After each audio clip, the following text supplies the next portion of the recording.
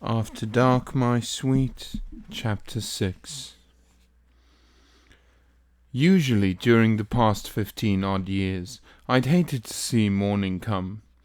That's a psychotic symptom, you know, not wanting to awaken, hating to face the things that are bound to be more than you can handle.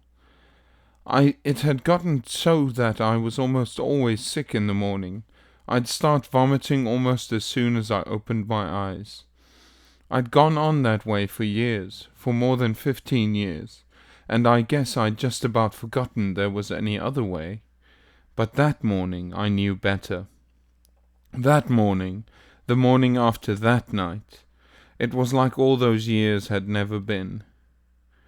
I waked up early, not long after daylight, and the way I was feeling you couldn't have paid me to stay in bed.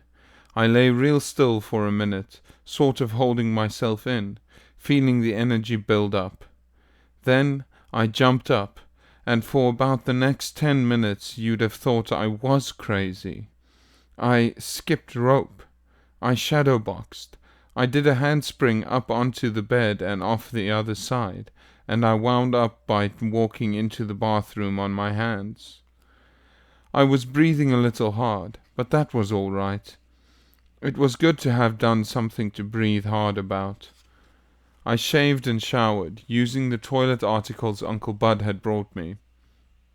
I got dressed and went over to the house. Faye was still asleep, of course. She hardly ever got up much before noon. I fixed myself a big breakfast, keeping quiet about it so as not to disturb her, and after I'd eaten I went back outside. I sat out on the back porch a while, looking at the waist-high grass of the lawn. It looked to me like it was just kind of begging for it, just daring me to move in and cut it down to size. So finally I dug an old scythe up out of the garage and went to work on it.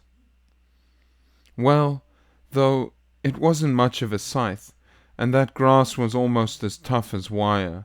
After an hour of hard swinging, I'd hardly made a dent in it. I straightened up and rested my back. I walked up to the far corner of the garage and sized the yard up from that angle. It looked to me like I'd better do my cutting in rows, starting here on the outside and working in toward the house. I could keep track of the job better that way. I wouldn't actually cut any more, but at least it would show up better. I started swinging again, cutting a broad swath clear down to where the trees began. I was standing there resting in the shade when I saw a car coming. I ducked out of sight, wondering who it was, because I could tell it wasn't Uncle Bud. Then the sun struck against the license plate, lighting up the lettering, and I jumped and ran.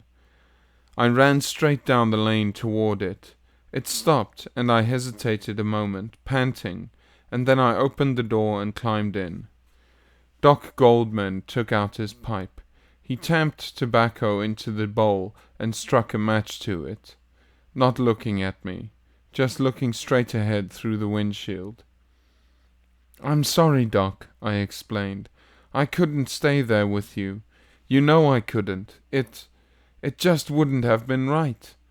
I'd have been worried about it." "But this didn't worry you, simply walking out on a friend. You thought that was all right." He shook his head. "That's not very straight thinking, Collie. It's the kind of mixed up, one-sided thinking that can get you into serious trouble." "I'm not mixed up. It was just something that I had to do, so I did it." "With a gallon of red wine, I suppose? And the rear end of a truck for transportation?" He laughed tiredly. "No, it wasn't too difficult tracing you, Collie. You're hardly what one would call nondescript. But with all that wine, I didn't expect you to get this far." "That wasn't for me. It was a present. I bought it for these people I'm working for." "Here?" He motioned up the lane with his pipe. "Then you lied to me when you said you didn't know anyone in the state." "No, I mean, well, I didn't really know them. I just met them that night, the night I met you. Kind of an elderly couple. We had a few drinks together and— Stop it, Collie. I've made a few discreet inquiries. I know who lives in this place. I felt my face turning red. I wanted to tell him to go to hell, that it wasn't any of his business what I did. But he just wasn't the kind you could say things like that to, and I couldn't have done it anyway. He'd been too nice to me, and I knew he was trying to be my friend. She's a widow, isn't she, Collie? He said. She picked you up in a bar just as, I suspect, any number of other women have, and for much the same reason. But being a nice guy, if a little naive, you didn't hang around. You knew it was the wrong thing to do, so you left. Then yesterday you changed your mind. You convinced yourself that wrong was right, so you came back and moved in. No, not the way you mean it, Doc. I'm working here, really working. You can see that I am, and you can see there's plenty to be done. He glanced at the house and then skeptically at the patch of grass I had cut. I'm not living with her, I explained hastily. I've got a little apartment out there above the garage. Sure, I like her. I like her a lot, and she likes me, and she needs me. She drinks too much, and she needs someone to— But Collie, my friend, he laid a hand on my arm. Don't you see? You did see the danger in such a situation a few days ago. You, by no means a well man, and a woman who is also not well, an alcoholic. The two of you together, a woman whose behavior is certain to be erratic and trying, at least at times, and a man who is apt to be upset by ordinary give and take. She needs me, I insisted. Do you know what that means, to have someone really need you for the first time in your life? I know. But Collie, it still isn't right. It must be because when I woke up this morning, I was glad. I was glad to be alive, Doc. Because I knew someone else would be glad. And people just aren't glad unless they need you. They may be nice and friendly, like you were, but if they don't need you, they can't really be glad. They can't really care whether you're alive or not.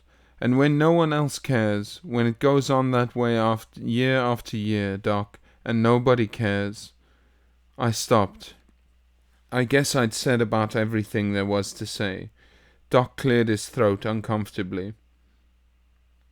All right, Collie, he sighed. I'll agree to your staying on here, but she'll have to be told about your condition. I gave him a scathing look, and he added, I can do it in a way so that she won't be alarmed. Not alarm her? You'll tell her that I'm on the loose from an insane asylum, that if I get crowded very hard I may haul off and start swinging. You'd tell her that. What the hell else could you tell her? And you say she wouldn't be alarmed. Now, Collie, I think I could pose the situation much better than that. Besides, it's for your own good, Collie, yours and hers. I'd be violating my duty if I didn't do it. The cords in my throat began to swell. I rubbed at my eyes, trying to brush away the red haze, and I said— I heard a voice saying, Don't do it, Doc. If you do this to me, if you make me lose her, I'll— He turned full around in the seat. He put his hands up on the wheel where I could see them, watch them, and he simply sat there calmly, looking into my face and waiting. The reddish haze went away. My throat relaxed. I leaned back in the seat, feeling limp and empty and kind of dull, but knowing what to do. I opened the door of the car and started to get out. He drew me back, looked at me worriedly. Collie, he hesitated, if you'd just understand. I understand. I'll get my coat and leave with you. No, wait a minute. He stared at me thoughtfully. You are looking good, Collie. You look 100% better than you did when you left my place. I feel better. At least I did, until you showed up. He winced and went on studying me. It seemed like an hour before he spoke again. Are you covering up anything, Collie? I was thinking that if Mrs. Anderson was the type who picked up men in bars, she'd quite likely have some pretty shady acquaintances. She's not that type. She did it with me, but that doesn't make her the type. He nodded slowly. Well, all right, my friend. For the time being, until you're a little better settled at least, I won't see her. Gosh, Doc, I just don't know how to thank you. Don't, he said, sort of embarrassed. I'm not entitled to any thanks. We talked for a few minutes more. Finally, we shook hands and he left, backing down the lane to the highway instead of coming up into the yard. I went back to the grass cutting, but I didn't work at it long. I was too weak. That strain I'd been under when I'd thought he was going to see Faye had taken too much out of me. I stretched out in the grass, letting the sun beat down into my face, hoping I'd never have to go through a thing like that again. Doc Goldman, I thought, my friend Doc, one of the squarest guys that ever lived, and for the moment I'd been on the point of killing him. I shivered, feeling cold despite the sunlight. Doc, I'd almost killed Doc, and I probably would kill him if... But that if was never going to be, because he'd promised not to see her. It didn't hit me until later that he hadn't promised not to call her on the telephone.